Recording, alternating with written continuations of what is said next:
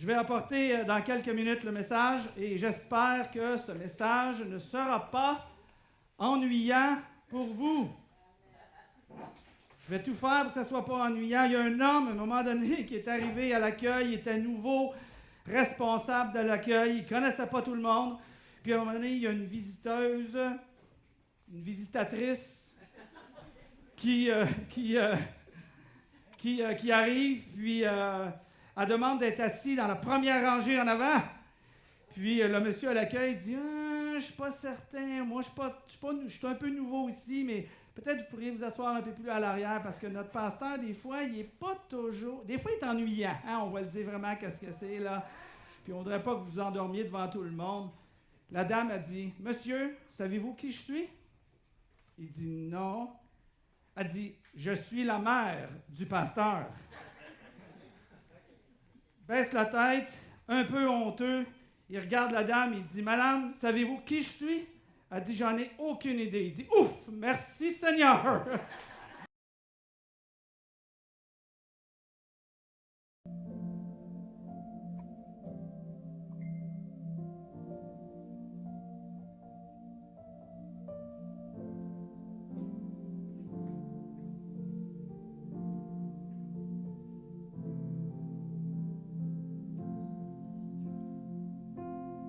Je t'aime, Seigneur.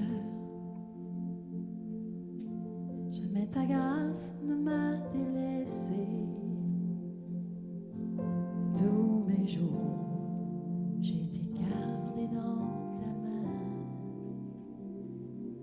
Du moment où je m'éveille jusqu'au temps de me coucher,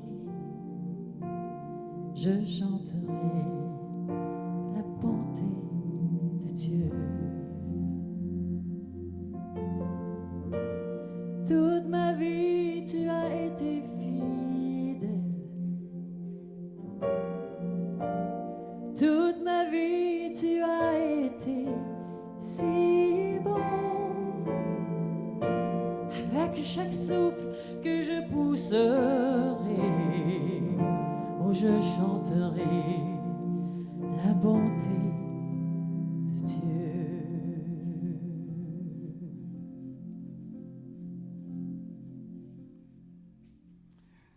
Écrit une chanson écrite en 2019 par une femme qui s'appelait Jen Johnson, faisant partie de l'équipe musicale, vous avez peut-être entendu parler, Bethel Music. Elle a écrit cette chanson-là, La bonté de Dieu, à l'âge de 37 ans. Cette chanson a été choisie la chanson de l'année en 2023 par l'association de musique gospel qu'on appelle le MGA. Jen nous raconte qu'elle a écrit cette chanson. 80% des paroles ont été écrites lorsqu'elle conduisait son auto, elle arrêtait son auto, elle prenait son téléphone, dictaphone, et elle parlait dessus. Et c'est de cette manière-là qu'elle a créé 80% de cette chanson-là. Quand Jen compose une chanson, elle demandait toujours à Dieu « Que veux-tu dire aux gens? Que veux-tu dire? » C'était sa question de départ pour trouver et écrire un chant, puisque c'est une femme qui a écrit beaucoup de chants très populaires. Mais ce chant-là avait une particularité. Elle ne l'a pas écrit en demandant « Que veux-tu dire, Seigneur? » Mais c'était plutôt un chant de reconnaissance. Pourquoi? Parce que Jen et son mari Brian venaient tout juste d'adopter leur 3e enfant d'une famille, maintenant, à ce moment-là, de 4 enfants. Et suite à l'adoption de leur 3e enfant adopté, elle a écrit ce chant-là, cette fois-ci, pas pour dire à Dieu « Que veux-tu dire? » mais pour proclamer la bonté de Dieu au travers de la vie et de cette addition à la famille que Dieu venait de faire.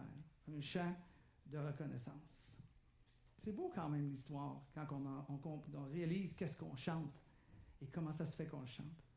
Si on regarde, puis on décortique, on déballe un petit peu les textes puis les mots qui ont été utilisés, le chant commence en disant « Je t'aime Seigneur, je t'aime Seigneur, jamais ta grâce ne m'a délaissé. Tous mes jours, j'ai été gardé dans ta main. » Tous les jours, j'ai été gardé dans ta main. Cette affirmation-là invite, si on prend le temps de réfléchir, invite à reconnaître la bonté de Dieu au travers des hauts et des bas de la vie de tous les jours. Parce qu'il dit, de tous les jours, j'ai été gardé dans ta main. Mais tous les jours, ça veut dire quoi pour vous? Ça veut dire quoi pour moi? Ça veut dire des belles journées. Mais ça veut dire aussi des moins belles journées. Puis ça veut dire aussi des journées très éprouvantes, mais ça veut dire aussi des journées très enthousiastes par rapport à ce qui se passe autour de la vie. La vie est belle, elle écrit, la vie est difficile, elle a écrit que tous mes jours, j'ai été gardé dans ta main. Dieu est bon, toute la création, Dieu est bon pour toute la création plutôt, il est la source de toute bonté et pour tous les gens. Et on va parler de ça dans une seconde. Pour tous les gens. Il y a un homme à un moment donné qui était... il rentre dans un stationnement, puis en rentrant dans le stationnement, il tourne d'un banc, puis il tourne, puis il cherche le stationnement. Tu sais comment on cherche une place, puis il n'y a pas de place, puis tu tournes, puis tu tournes, puis tu tournes. Puis à un moment donné, un peu désespéré, il lève les yeux, puis il dit à Dieu, « Dieu, si tu me libères une place, je vais être à l'assemblée à tous les dimanches. » Il n'a pas fini la phrase. Qu'il y a quelqu'un qui recule, puis qui laisse une place, puis immédiatement, l'homme répond, dit, « Dieu, Dieu, Dieu, laisse tomber ma broquette, je viens de trouver une place. » Dieu est bon toujours, mais est-ce qu'on le reconnaît toujours? Ou notre vie est remplie de soucis au lieu de reconnaissance de qu'est-ce que Dieu fait et qu'est-ce que Dieu a évité qu'il se passe. On était sur la route cette semaine et il est tard le soir. Je ne me souviens pas si on était vendredi soir, samedi soir. Puis il y avait une auto, 2 voies d'auto, puis il y avait une auto qui était à ma droite, puis moi j'avançais pour dépasser doucement à la gauche. Et quand je suis arrivé à peu près à distance entre les deux, de même pas une auto, il y a quelqu'un qui arrive que j'ai absolument pas vu venir, qui est arrivé à 200 km, j'exagère sûrement même pas, 200 km, puis il a passé entre l'autre auto puis la mienne, puis je comprends pas même comment il a passé. J'ai comme l'impression que quand je vais arriver au ciel, je vais savoir que Dieu a écrasé l'auto pour la ramener après, mais on s'en est pas vraiment rendu compte, tu sais. Mais on a évité le pire. On a évité, honnêtement, on était dans l'auto, on en a parlé avec les petits-enfants qui étaient avec nous, on en a parlé pendant quasiment une demi-heure, tellement qu'on était à l'envers de ce qui aurait pu arriver. Mais Dieu nous a évité le pire. Dieu est bon, mais est-ce qu'on le reconnaît même dans les choses qui n'arrivent pas, qui auraient pu arriver? Mais Dieu est bon pour le chrétien, je vais regarder ça dans une seconde. Mais si vous n'êtes pas chrétien, si vous êtes en cheminement de chrétien, si vous aimez chrétien, si vous cherchez une raison pour devenir chrétien, hein? Si vous êtes en transition, vous êtes à la bonne place et au bon moment. On accueille ça. On ne force pas, on n'oblige pas. Les gens, ils voyagent à leur rythme. Mais si vous n'êtes pas chrétien, Dieu est bon pour ceux qui ne connaissent pas Dieu. On appelle ça, un terme biblique ou religieux, si vous voulez, on appelle ça souvent la grâce commune. Commune aux chrétiens. Que Dieu intervient, que Dieu agit. Dieu est bon, la bonté de Dieu est pour ceux qui n'appartiennent même pas encore à Jésus-Christ. Dieu est bon. Et c'est le même bon Dieu que pour celui qui est chrétien. Si vous respirez, vous n'êtes pas chrétien, je vais y aller rapidement avec quelques idées, juste pour développer l'idée. Si vous n'êtes pas chrétien, mais vous respirez, ça dépend de Dieu. C'est Dieu qui vous a donné le respect que vous aviez jusqu'à présent. Vous avez la nourriture, vous avez le vêtement, vous avez l'abri. Peut-être qu'on le prend pour acquis, mais ça vient de Dieu. C'est Dieu qui veille sur ça. Vous avez un jardin, puis votre jardin a besoin d'être arrosé, puis là, le soleil se cache, puis le nuage arrive. Les nuages arrivent et arrosent votre jardin, comme tous ceux qui sont autour, que vous soyez croyants ou pas croyants, chrétiens ou pas chrétiens. C'est la bonté de Dieu, que Dieu nous dit même qu'il fait tomber la pluie sur les justes et sur les injustes. Dieu demande aux chrétiens, si vous n'êtes pas chrétien, vous avez une bonne raison d'être reconnaissant pour un chrétien ici. Pourquoi? Parce que Dieu demande aux chrétiens de prier pour ceux qui vous persécutent et de prier pour les ennemis. Ça veut dire que si on prie pour ceux qui nous persécutent, si je prie pour ceux qui me persécutent, si je prie pour mes ennemis, alors je fais du bien à mes ennemis. Au travers des chrétiens, Dieu enseigne de faire du bien à ceux qui ne connaissent pas Dieu. C'est quand même bon comment est-ce que Dieu organise les choses. La beauté de la nature, elle est belle pour les chrétiens, puis elle est belle pour les non-chrétiens. On est allé au Biodôme la semaine passée avec les petits-enfants. Oui, on doit aller souvent à des endroits avec les petits-enfants, on en a 8. Fait que alors, on est allé au Biodôme, on est allé à l'insectarium, puis on voyait les multicolores insectes, puis les différentes sphères de la Terre. C'était vraiment incroyable. Puis je me dis, c'est incroyable la beauté que Dieu a donnée à l'humanité, à l'ensemble. Dieu a donné une capacité intellectuelle de découvrir les vérités de Dieu, de reconnaître les perfections invisibles de Dieu, les étoiles et la lune et l'atmosphère et la voie lactée. Et Dieu permet d'être capable de comprendre ça, même à celui qui ne cherche pas Dieu, même à celui qui ne croit pas en lui. Dieu a donné une force de conscience pour s'éloigner du mal à toute personne. C'est la grâce commune. Dieu a donné des habiletés artistiques et musicales, athlétiques ou autres. C'est la grâce commune. Dieu a donné des formes de gouvernement pour nous aider. En plus, nous, au Québec, on est dans un gouvernement, le mot m'échappe, comment? Démocratique, exactement ce que je veux dire. On est dans un gouvernement démocratique. C'est Dieu qui a fait ça. Dieu nous enseigne, qui a institué les gouvernements. Il a mis en place le système. Et les autres formes d'organisation, telles que nous, on a au Québec pour l'éducation et la santé. On peut critiquer, mais on peut aussi être reconnaissant pour les systèmes qui sont mis en place. C'est la grâce commune, même pour ceux qui ne connaissent pas et qui ne veulent même pas connaître Dieu. C'est pas merveilleux? La bonté de Dieu. Mais bien sûr, la bonté de Dieu est pour ceux qui sont gardés dans sa main. Ceux qui sont gardés dans sa main. Le frère de Jésus, qui s'appelait Jacques, a écrit « Ne vous laissez donc pas égarer sur ce point. Mes chers frères et sœurs, là, il parle à des croyants qui ont décidé de mettre leur foi en Jésus-Christ. Tout cadeau de valeur, tout don parfait nous vient d'en haut du Père des Lumières. Tout ce qui est bon, tout ce qui arrive dans votre vie, tout ce qui est bien, vient de Dieu. C'est un cadeau que Dieu nous donne. Les mêmes choses peut-être qu'on peut retrouver dans ce qu'on vient d'énumérer pour ceux qui sont sous la grâce commune. Mais nous avons aussi les choses que Dieu a données. Nos talents particuliers pour accomplir le travail, le ministère, le service que Dieu nous appelle de faire pour faire connaître le message de Jésus-Christ, ça vient de Dieu. Les habilités, les responsabilités, les opportunités qu'il nous donne, ça vient des cadeaux de Dieu, les dons qui viennent d'en haut, qui viennent de Dieu.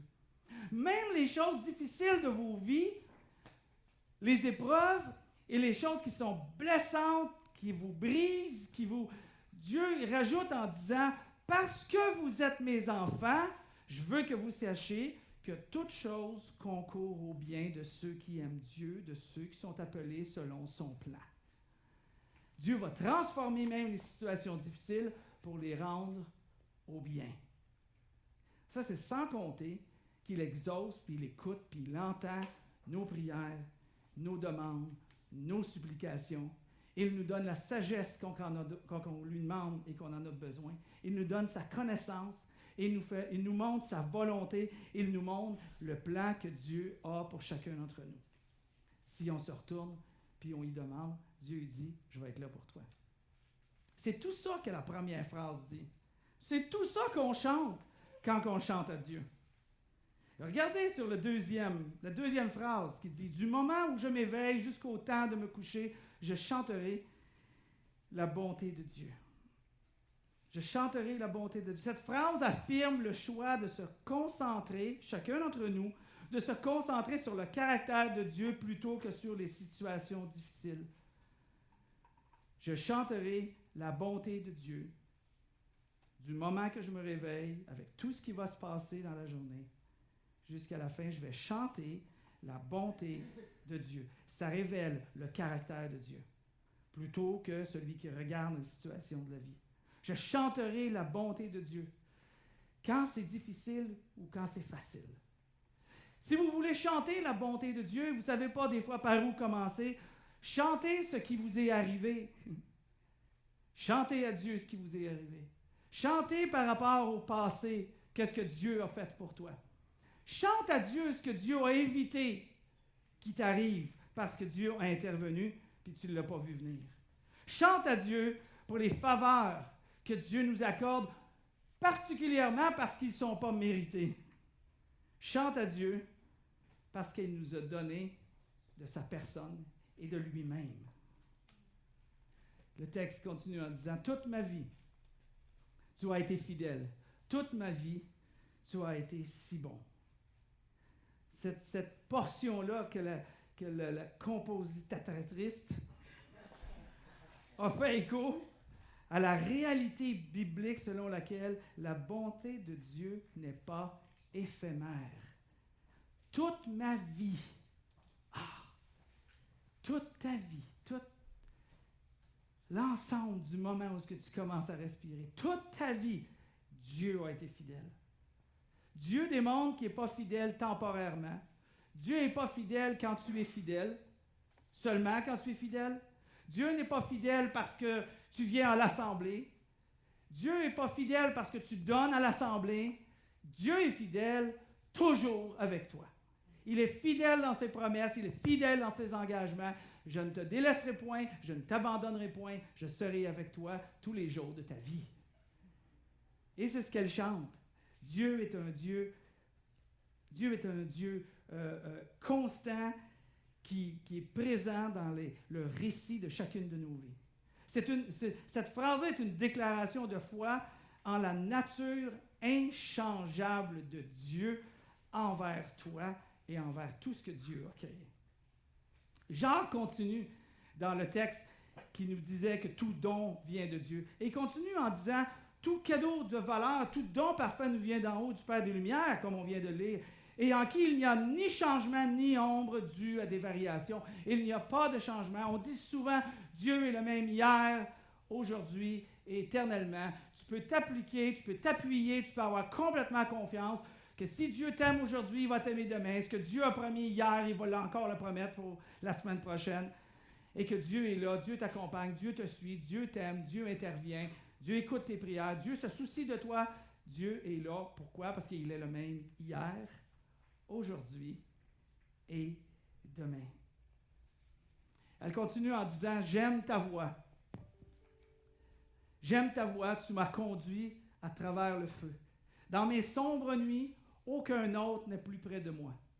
Je t'ai connu comme un père, je t'ai connu en tant qu'ami, et j'ai vécu dans la bonté de Dieu. » Ce qui m'a attiré dans cet élément-là, c'est qu'elle dit, « J'aime ta voix, tu m'as conduit au travers du feu dans mes sombres nuits. » Tantôt, on parlait des moments qui sont difficiles de nos vies. Et quand il y a des moments difficiles de nos vies, bien, c'est les temps, ce sont des bons moments de se souvenir de ce que Dieu a fait pour nous dans le passé. Ou de ce qui a intervenu, qui n'est pas arrivé, qui fait en sorte que le pire n'est pas arrivé. Job nous ramène dans cette idée-là au travers le feu de nos vies, le feu de la difficulté, le feu dans la nuit.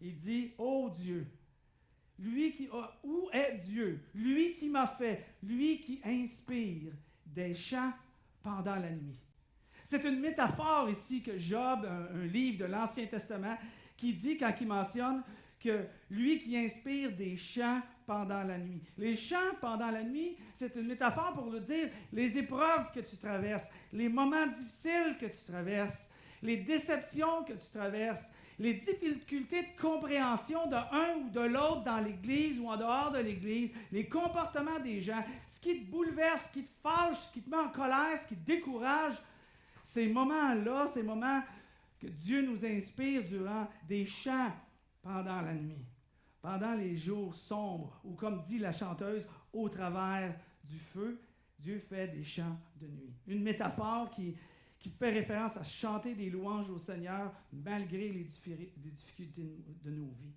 Et peut-être vous direz, François, comment veux-tu qu'on chante quand ça va mal?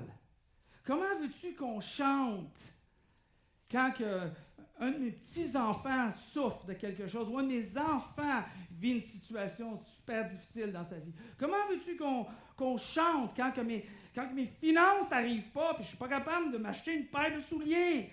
Comment veux-tu que je chante à Dieu et que je vois la reconnaissance à Dieu? Et c'est là qu'est toute la puissance de la louange et de notre foi et notre confiance en Dieu, de tout ce qu'on est en train d'énumérer à ce moment-là. Vous me direz, qui peut chanter quand il n'y a plus de rayons de soleil? Qui peut chanter dans son cœur lorsque la vie est remplie de troubles? Et Dieu, dans sa grâce, nous donne sa réponse.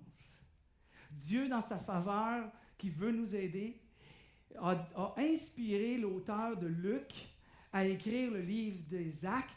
Et dans son inspiration, Luc nous raconte une situation où l'apôtre Paul et son collègue, son compagnon de voyage, Silas, ont vécu. Ils étaient en train de rendre témoignage de Jésus, bien sûr. Puis, ils ont eu de l'opposition. La foule s'est saisie de Pierre et de Silas. Le gouvernement s'en est mêlé. Ils ont été fouettés. Mais quand je parle fouettés, je ne parle pas juste un petit peu fouettés. Là, c'est 40 coups. Là, la chair part à chaque coup là, dans ton dos. Là. Puis après ça, ils ont été mis en prison. Qui chanterait à ce moment-là? Qui chanterait des chants pendant la nuit? Et le texte nous dit, vers le milieu de la nuit, Paul et Silas priaient et chantaient les louanges de Dieu. Les prisonniers les entendaient. En plein milieu de la nuit. Comment veux-tu, Seigneur? Comment veux-tu, François? Comment veux-tu que je chante les louanges de Dieu avec ce qui m'arrive? C'est une question de foi et de confiance en celui qui est là, qui est le même, qui t'accompagne, qui t'écoute, qui t'entend, qui t'aide, qui te secourt, qui va faire en sorte que toutes choses vont concourir à ton bien. Et il nous donne cet exemple-là. Alors, faisons la même chose. Prions et demandons à Dieu de nous donner un chant dans la nuit. Quand ça va mal, demande à Dieu de te donner un chant dans la nuit. Dans la nuit, métaphore de ta situation qui est difficile. Pourquoi faire ça? Pourquoi faire ça? Pourquoi chanter quand ça va mal? Le chant de Jen continue en disant pourquoi. Car ta bonté me poursuit, elle court après moi. La bonté, la bonté de Dieu nous suit. La bonté de Dieu nous suit. C'est juste que nous, on ne le voit pas. On a notre chair devant nos yeux. On est comme Louise avant de son opération avec ses cataractes. On ne voit pas. On ne voit pas comment est-ce que Dieu nous aime, puis comment Dieu nous conduit, puis comment ils ont un plan, puis qu'on fait partie de son plan, puis il veut qu'on comprenne son plan. Dieu te poursuit jour après jour, il te poursuit. Il veut que tu vois la bonté de Dieu. Et c'est ça qu'elle chante. La bonté de Dieu. Dieu me poursuit. L'implication de cette phrase-là, dans chaque saison de ta vie, reflète l'amour persistant et infatigable de Dieu pour toi. N'est-ce pas absolument incroyable? J'en suis ému. Vous me connaissez de toute manière. En conclusion, qu'est-ce qu'elle a écrit? Elle a écrit « Ma vie devant toi, je m'abandonne, je te donne tout de moi. » Et voilà la réponse quand on comprend que Dieu nous poursuit. Et voilà la réponse quand c'est difficile dans la vie, mais que Dieu nous poursuit. C'est pourquoi que quand on comprend tous ces aspects-là, on peut chanter à Dieu d'une manière très différente que juste ouvrir notre bouche. Parce que juste ouvrir notre bouche n'est pas suffisant. Le point principal du message était et est: gardez votre bouche remplie de chants et vous garderez votre cœur rempli de louanges. Et on va être capable de venir ici et de chanter d'un cœur honnête et sincère, même quand c'est difficile, et bien sûr quand tout va bien. Pas juste faire entendre des mots, mais réaliser qu'est-ce qu'on chante et à qui on le chante, sachant que Dieu nous poursuit. Alors, comment qu'on va pratiquer ça cette semaine? Je vous invite à regarder les différents moyens qu'on a présentés pour être capable de chanter à Dieu. Chantons des louanges à Dieu parce que ça nous donne du courage dans les hauts et dans les bas de la vie.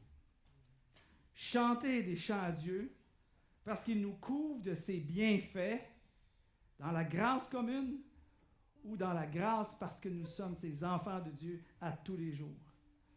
Ou bien chantez des louanges à Dieu parce qu'il prouve qu'il ne change pas pour vous. Ou chantez des louanges à Dieu parce qu'il nous donne des chants pendant l'épreuve de la nuit.